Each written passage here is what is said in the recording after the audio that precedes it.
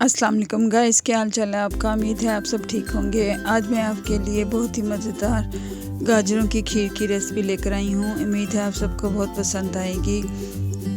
मैंने कहा चलो जाती हुई सर्दियों में कोई मज़ेदार सी सिंपल सी आपके लिए खीर की रेसिपी ले आऊँ। आइए शुरू करते हैं। सबसे पहले मैंने एक पॉट में 1 किलो दूध डाला था।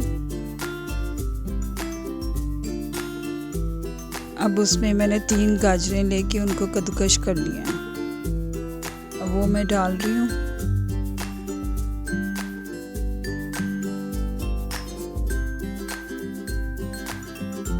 अब हाफ प्याली मैंने चावल आधा घंटा पहले भिगो के रख दिए थे, वो अब मैं डाल रही हूँ इसमें। 3 इलायचियाँ मैंने खोल के डाल दी हैं, उनके दाने। अब इनको पकने के लिए रख देती हूँ।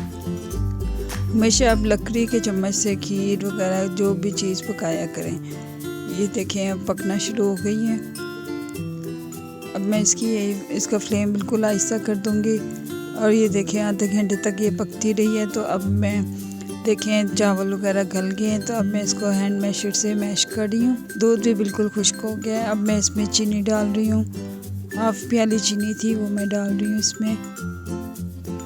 थोड़ा सा इसे अच्छी तरह मिक्स कर लें और पानी इसका खुश्क हो जाए तो आप डिश आउट कर लें।